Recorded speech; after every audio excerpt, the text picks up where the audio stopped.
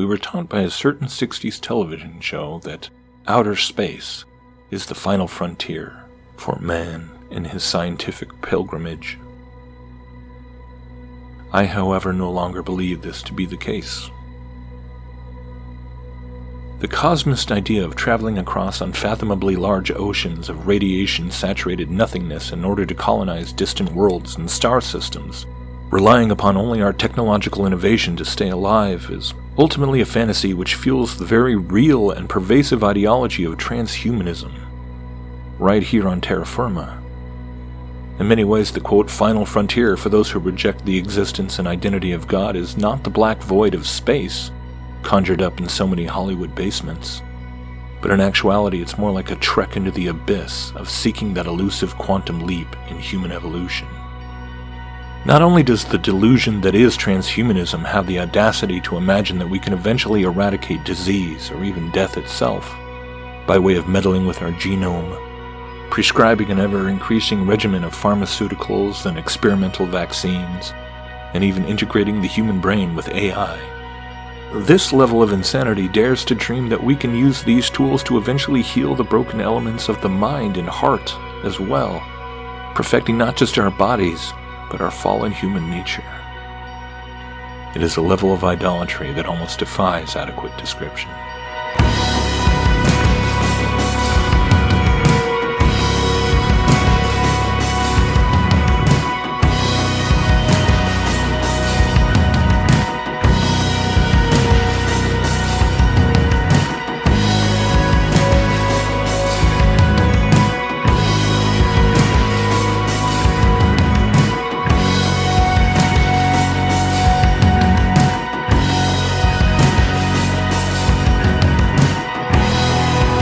This utopian siren song that refuses to be stilled. With each passing day, we see ever more promises of radical new technologies just around the corner, claiming to soon make all our physical maladies and psychological scars a thing of the past. According to the precepts of transhumanist thinking, there is nothing to be overly fearful of with this quest for the ultimate software update for the human condition. The path to quantum enlightenment is thought to be one that will inevitably have plenty of bumps in the road, but this shouldn't discourage the bravest of scientists and entrepreneurs from continuing to push the boundaries of human possibility. No, we must press on, ever forward. If indeed we have supposedly evolved to the point of being able to sequence genes and effectively read the ledger of Darwinian progress in our own DNA, then surely the next step of troubleshooting those bugs still stubbornly plaguing the software is ultimately just another stage of the natural process of everything as well. If we manage to get this far, having distant ancestors who crawled out of the oceans and slowly but bravely ventured onto dry land, then surely venturing into the unexplored terrain of merging ourselves with machines shouldn't be something to fear either. If life itself once emerged from the chaotic primordial soup and managed to eventually adapt itself into such an incredible array of species and intelligences and ecosystems, then why should we have any hesitation now in collectively bathing ourselves in a modern pharmakeia soup?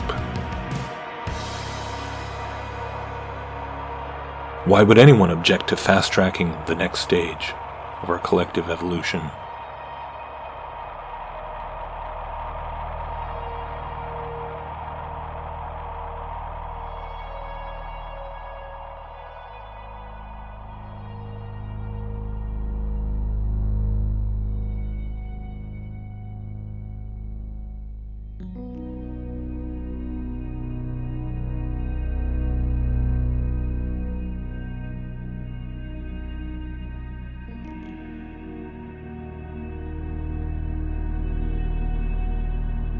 Perhaps the honest answers to such questions are ones that for a lot of people can typically only be accepted after they've personally tasted some of the not-so-super side effects of such transhumanist experimentation.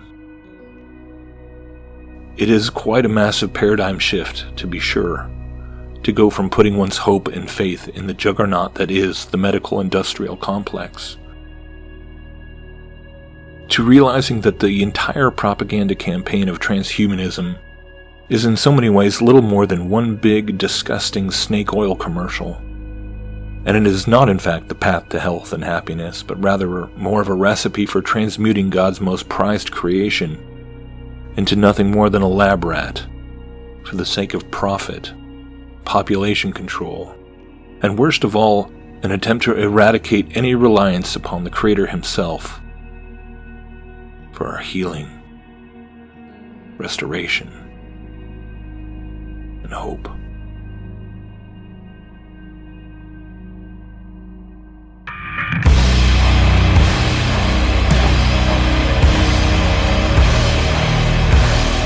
Cursed is the man who trusts in man and makes flesh his strength, whose heart turns away from the Lord. He is like a shrub in the desert, and shall not see any good come. He shall dwell in the parched places of the wilderness, in an uninhabited salt land. Blessed is the man who trusts in the Lord, whose trust is the Lord. He is like a tree planted by water that sends out its roots by the stream, and does not fear when the heat comes, for its leaves remain green, and is not anxious in the year of drought, for it does not cease to bear fruit. The heart is deceitful above all things, and desperately sick. Who can understand it? I, the Lord, search the heart and test the mind, to give every man according to his ways, according to the fruit of his deeds. Like the partridge that gathers a brood that she did not hatch, so is he who gets rich, but not by justice. In the midst of his days they will leave him, and at his end he will be a fool. A glorious throne set on high from the beginning is the place of our sanctuary. O Lord, the hope of Israel, all who forsake you shall be put to shame. Those who turn away from you shall be written in the earth, for they have forsaken the Lord, the fountain of living water. Heal me, O Lord, and I shall be healed. Save me, and I shall be saved. For you are my praise.